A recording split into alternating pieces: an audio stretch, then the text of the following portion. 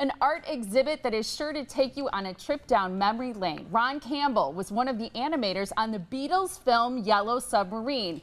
His 50-year career involves some of the biggest names in cartoon history, including Winnie the Pooh, which I love, Scooby-Doo, the Smurfs, Flintstones, Jetsons, Rugrats, Yogi Bear, Captain Caveman. I mean, we could go on and on and on, honestly. Darkwing Duck, yep. One of my favorites. All right, well, we're thrilled to welcome Ron to the Morning Blend because this weekend you can see some of his work on display at an art show in Whitefish Bay. It's free to the public. You got to stop in. Good to have you here, Ron. Thank you, Tiffany. Yeah. Great to see you. This is exciting. What an unbelievable body of work. Well, 50 years is a long time, you know. Man does a lot of things in 50 years, and I guess that's how it came about, that I came to be working on so many different shows. You still have a little bit of your Australian accent, yep. I hear. My mother thinks I speak like a damn Yankee. She's like, what is this? So I've lost some of the accent. Yeah, I believe but it. not entirely. So Yeah. you came to the States in what, 1964? 66. I came to America in 66, became a citizen, I think it was 71 or 72. Okay. Yeah.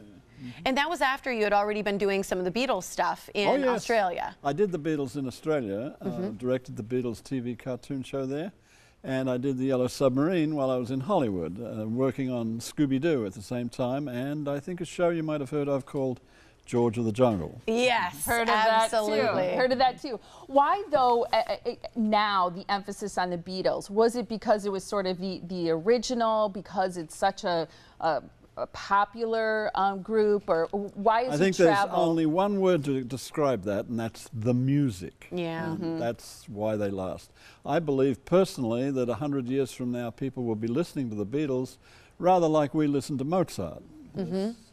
1960s English-American music. Absolutely. Beetle Bailey was one of my favorite cartoons that I used to read growing up in the Sunday papers. That was fun. That's something you've done it well. I mean, the body of work, as Molly said, that you've created is phenomenal. We're looking at this painting here, and this is one of the things that you'll be doing. Your work will be on display in Whitefish Bay, but also you'll be painting live, right?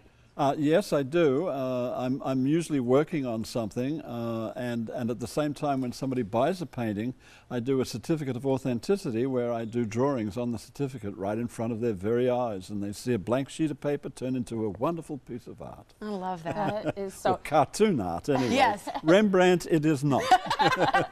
Is there any cartoon character that you feel is most like you, most similar to you?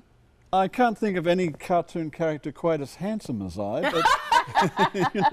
but no, I identified with all of them in one way or another, and none. I don't have a favorite. I love them all, and perhaps I loved Angelica more than Where is some. Angelica? Angelica was really a nasty little girl, always always winning though. I loved her. I loved her.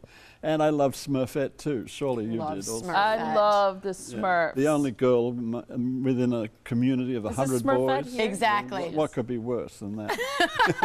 Or better, right? You were one of the original creators on Scooby-Doo as well. Well, I did work on the early development of the show and the storyboarding on the first year of the show, and then I produced some of the episodes in the mid-70s. And one of the things people like to hear about is why does Scooby-Doo talk the way he does? And we learned from a child psychologist that children learn to speak a language by hearing it first, but they can't yet pronounce the words. And they don't have the coordination between larynx and diaphragm and lips and tongue. And when they do try to speak, they have difficulty pronouncing the words. And when Scooby-Doo does that, they identify with Scooby very heavily, and for the rest of their lives, they're going to love Scooby-Doo because Ruby, they Ruby, have Roo. empathy. Yeah, there That you go. is interesting. I like that. I also feel like it was sort of like the original, and I mean, now there are lots of movies about animals where they take on human characteristics, but Scooby-Doo, I think kids also liked him because he was afraid of everything. Yes.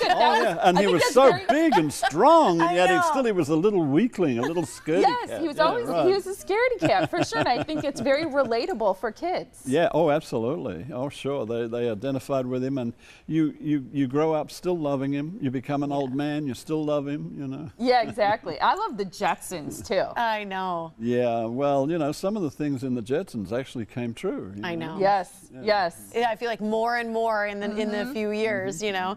Well, I mean, what an accomplishment you've had. When people come to meet you, what's the most popular question that you get? Did you meet the Beatles? They all want to shake the hand that shook the hand, you know. Did you? No, I didn't. I was always on the other side of the world to the Beatles. You know, I was in Australia doing the TV show, and I was in Hollywood doing the Yellow Submarine, and I didn't meet the Beatles. Oh. Sorry. Darn it. That's okay. I am sure that is a question you get quite often. It was delightful to have you here. People can see the show. I have one more random question. Do you dream in cartoons? I think so. Your dreams are Yeah. animated, huh? Yeah, they're crazy, colorful, vivid dreams I have sometimes. Yes, absolutely. Don't you?